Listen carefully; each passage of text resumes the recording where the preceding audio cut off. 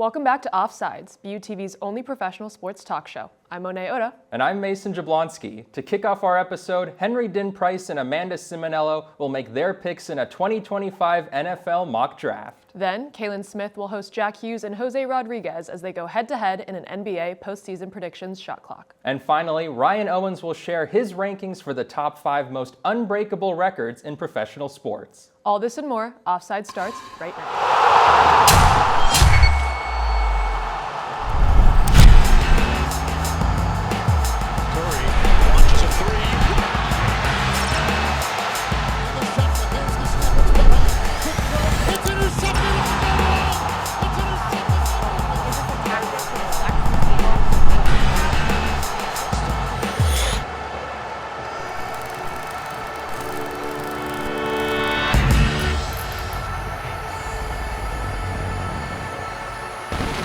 Welcome to the Offsides 2025 NFL Mock Draft. I'm Dinh-Price, that's Amanda Ciminello, and we'll be taking turns channeling our inner GM to provide a top 10 mock draft. While this draft class lacks some of the star power at quarterback seen a year ago, there's still plenty of talent at the top of this year's class, and we're here to break it all down. Amanda, let's start with the Tennessee Titans, who own this year's #1 overall pick. You're on the clock. Who is your selection? With the first pick in the draft, I predict the Titans will take Cam Ward, the quarterback out of the University of Miami. The Titans are in need of quarterback after Ryan Tannehill's release post the 2023 season and the underperformance of Will Levis during the offseason. Tennessee has done their best to fix their issues with their offensive line by acquiring Dan Moore Jr. and Kevin Zeitler. The 2024 ACC Offensive Player of the Year would solidify their offense by utilizing his anticipation skills and showcasing his ability to truly rise to the occasion under pressure. Ward threw for a total of 4,313 yards last season. After all, he has plenty of awards and records to back up his name and hopefully become the Titans' sought-after franchise quarterback. Yeah, that's a great pick. And with the second overall pick, I have the Cleveland Browns selecting Travis Hunter, the two-way cornerback and wide receiver out of Colorado. As bad as Cleveland's quarterback situation is, with Deshaun Watson on what might be the worst contract in NFL history, the Browns need talent more than anything right now, and I don't see Shedeur Sanders as a second pick worthy prospect. Instead, I'll opt for Shedur's college teammate, the reigning Heisman Trophy winner. While it's a toss-up between Hunter and Penn State edge rusher Abdul Carter, Hunter is the top player on my big board. He can immediately slot into the secondary opposite Denzel Ward. And on offense, while I don't expect Hunter to be an every down guy, he can make plays on the outside where the Browns are lacking a strong wide receiver too. Well, I would have picked Hunter for the Giants. With that, I have the New York Giants selecting Abdul Carter, the edge out of Penn State, who had 68 tackles last season. There certainly has been a number of theories on who the Giants may select, considering Shedeur Sanders' high ranking and the recent chaos with Big Blues quarterbacks. Acquiring an elite player like Carter would heavily strengthen their defense and would make the defensive line of Carter, Brian Burns, Kayvon Thibodeau, and Dexter Lawrence a force to be reckoned with. Even more, Carter yearns to be wearing that blue uniform after sharing a post on X captioned, "Once a Giant, always a Giant," with a picture of one of the Giants' GOATs and greatest defensive player of all time, Lawrence Taylor. We will see if this is really foreshadowing. With the fourth overall pick, I have the New England Patriots selecting Will Campbell, an offensive tackle from LSU. New England cycled through a variety of left tackles last season, failing to establish a talented blindside protector for Drake May. Solidifying that spot should be priority number 1, and Campbell's skill set is certainly worthy of being picked at 4th overall. Campbell's short arms, which measured at just 32 5/8 inches at the NFL Combine, have spurred concerns as to whether he can play on the edge and establish a strong grip on opposing edge rushers. However, Campbell's production as a 3-year starter at LSU is hard to argue with. He only allowed 5 total sacks across 2,553 snaps and was a consensus All-American in 2024. With the 5th overall pick, I have the Jacksonville Jaguars selecting Mason Graham, the defensive lineman from the University of Michigan. Graham would excel as an addition to the Jaguars' defense. Not only do his stats prove it with a collegiate high of 3.5 sacks last year, but in each play, he always finds a way to mess with the pocket and get in the quarterback's way. With Trevor Lawrence leading Jacksonville's offense, now all they really need is someone that can stand out in their defense, and that is Graham. With the 6th overall pick, I have the Las Vegas Raiders selecting star Boise State running back Ashton Jeanty. It's rare to see running backs selected this high in the draft, but Jeanty is no ordinary running back. He finished second in the Heisman race after rushing for 2,601 yards and 29 touchdowns, averaging an astonishing 7 yards per carry. The Raiders also have a glaring weakness in the backfield. Las Vegas only accumulated 1,357 total rushing yards on 3.6 yards per carry, both stats ranking dead last in the NFL. New head coach Pete Carroll will want to lean on the ground game to support Geno Smith, and Genti can immediately provide a monumental spark. With the 7th overall pick, I have the New York Jets selecting Tyler Warren, the tight end out of Penn State. Warren scored a total of 92 at this year's combine and was ranked first in tight ends. The Jets have found themselves in a similar situation to the draft last year. After a rocky season with their coaching staff and passing up on picking tight end Brock Bowers in the draft last year and letting go of Tyler Conklin during free agency. So here they are in need of a tight end, and Ward would fulfill this role with his dynamic talent and provide support for their quarterback, Justin Fields, if the Jets decide to start him in the 2025-26 season. With the 8th overall pick, I have the Carolina Panthers selecting linebacker Jalen Walker out of Georgia. The Panthers have holes all over their roster, but I have them addressing a defense that ranked dead last in both points and yards allowed per game last season. Walker is a versatile playmaker who can line up at off-ball linebacker and at edge rusher, which should provide a boost to a Carolina team that only managed 32 sacks in 2024, tied for the 3rd worst in the NFL. He earned the Butkus Award last season, given to the best linebacker in college football, after registering 60 tackles, 6.5 sacks, 2 pass breakups, and 13 quarterback hurries. With the 9th overall pick, I have the New Orleans Saints selecting quarterback Shedeur Sanders out of Colorado. It is definitely a toss-up on whether Sanders will be taken by the time that the Saints select. However, they really need him to fulfill a quarterback position, especially after the recent news of Derek Carr's shoulder injury. Sanders set a school record in the 2024 season with a 65 career passing touchdowns. He is one of the top sought-after quarterbacks in this year's draft and will make a great addition to the Saints.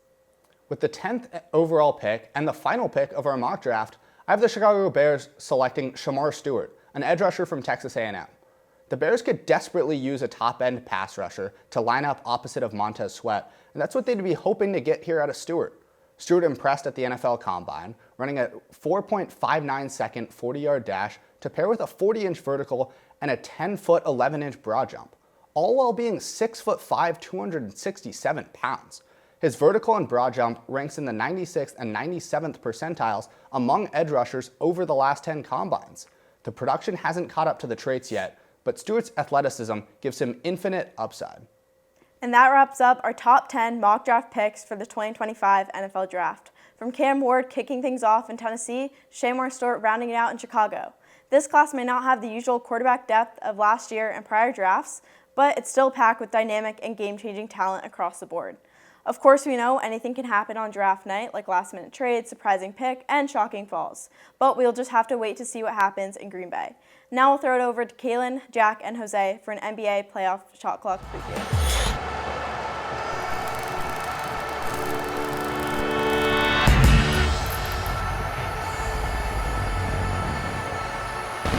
Welcome to our last NBA shot clock of the season. I'm Kailyn Smith, and today analysts Jack Hughes and Jose Rodriguez will battle it out over their takes on the NBA postseason.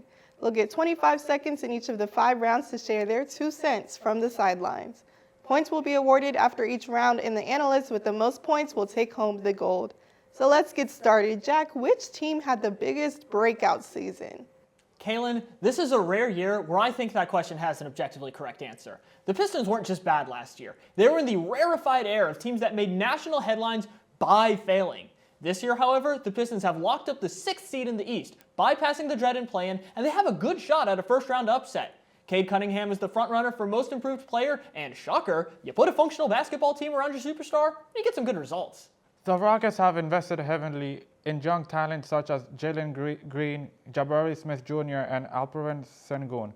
Houston learned on its improved young talent and its depth this season, with 7 players averaging over 12 points per game. After missing the playoffs the last 4 seasons, the Rockets secured the 2 seed in the West with a 52-30 record. You both made solid points, but I'm giving this one to Jack. As great as the Rockets have been this season, their rise doesn't outweigh what the Pistons have been able to do. Detroit's 30-game improvement from last season is the 7th largest single-season turnaround in NBA history. That's hard to beat. Moving on, Jose, what's the most intriguing first-round matchup this year? One of the first-round matchups I'm most excited to follow is the clash between the Milwaukee Bucks and the Indiana Pacers. The series has a chance to go to 7 games, and I'll give the edge to the Bucks. Milwaukee won the season series 3-1.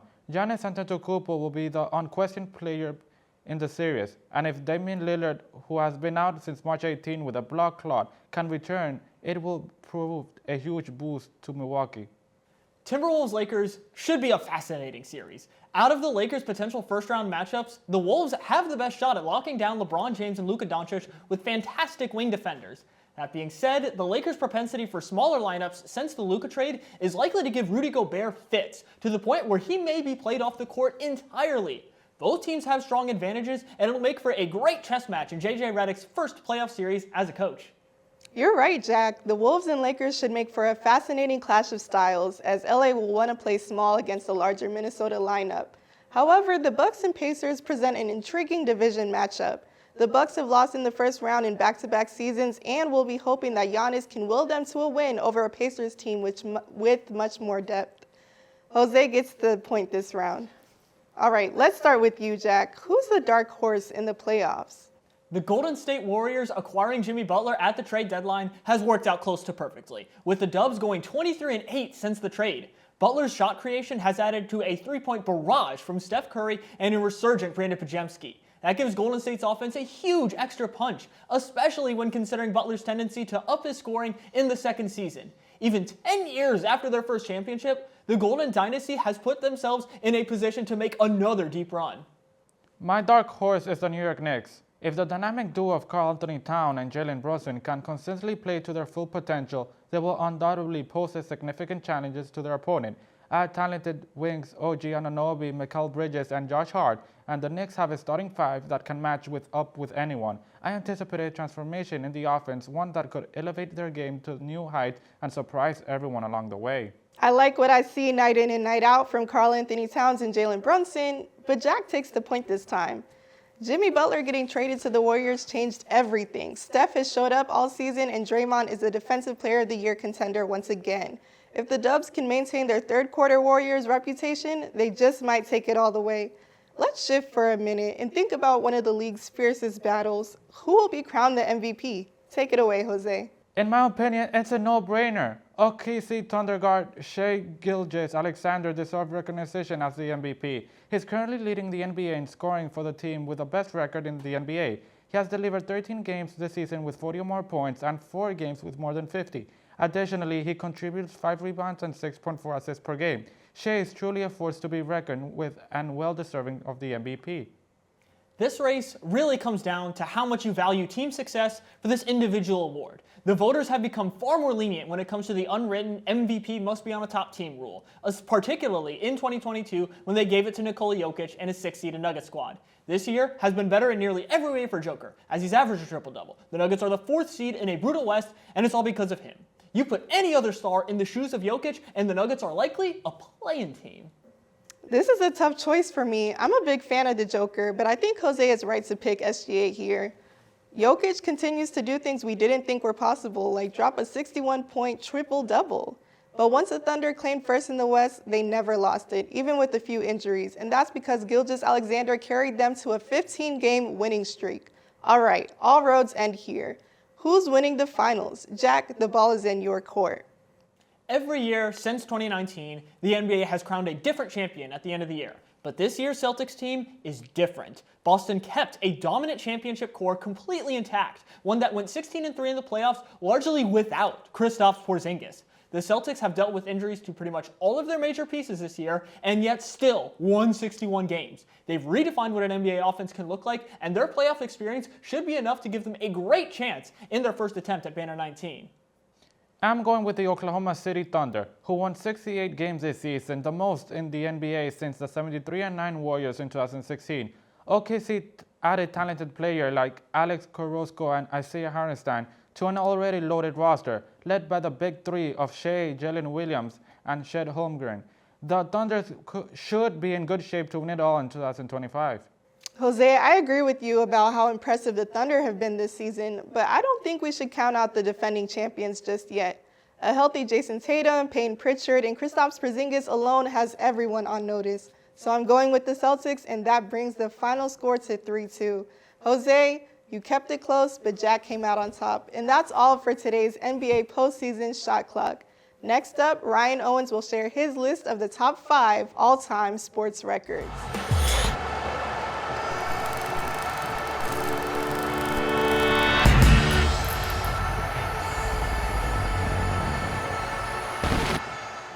Thanks, guys. Well, the moment for hockey fans has arrived. On April 6th, Alex Ovechkin scored his 895th career goal, passing Wayne Gretzky for the most in NHL history. Gretzky's record stood for 31 years, and many doubted that there would ever be another player who could match the Great One's totals. With that record broken, it got me thinking about some others.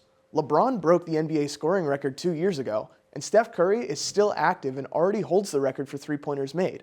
So what are the truly insurmountable achievements? What are some records that fans are more than likely never going to see broken? I'm Ryan Owens, and these are the top 5 unbreakable records in pro sports. At number 5, we have Jerry Rice in the NFL career receiving yards record. Rice had 22,985 receiving yards for his career, with second place Larry Fitzgerald over 5,000 behind him. Rice also had 11 consecutive seasons with over 1,000 yards receiving. Did it help that he spent most of his career with Joe Montana and Steve Young? Sure, but I have little doubt this one will stand for a long time. Number 4 is Michael Phelps' Olympic gold record. He already holds the record for most total medals with 28, but even more impressive is that 23 of those are gold medals. There are several athletes tied for second place with 9. Yes, you heard that right, 9 gold medals. No one else is even halfway to Phelps. We are unlikely to see anyone else enter a sport at his level of domination. Number 3 is Wilt Chamberlain and his season points per game record. In the 1961-62 season, Wilt scored a whopping 50.4 points per game. He had 45 games with 50 points, 15 games with 60 points, and 3 games with 70, which includes his famous 100-point effort, also a record. Chamberlain is also the only player to even score 40 points per game in a season, let alone 50. The game would have to evolve drastically to see this one even get sniffed. The runner-up spot belongs to Wayne Gretzky, with 1,963 assists and 2,857 points. One of the most insane stats in sports is that if the Great One hadn't scored a single goal, he would still hold the all-time record for points. Everyone else in the top 5 of points played over 250 more games. Give Ovechkin his dues, but neither of these Gretzky records will be touched without substantial rule changes. And the most unbreakable record in sports of all time belongs to Cy Young in his 749 complete games. The combination of his dominance over the sport and the difference in the way the game is played today make this one impossible to beat. Pitchers throw faster than ever now, putting them at greater risk of injury. Managers will usually only keep a pitcher in a game for 5 or 6 innings. For reference, Justin Verlander has played 20 years and leads active players with 26 complete games. This one will never be touched. I've said all this, but records are made to be broken. No one ever expected Gretzky's goals or Kareem's points to be passed, but the accomplishments of current players reminds us that anything could happen. Now, back to Monet and Mason at the desk.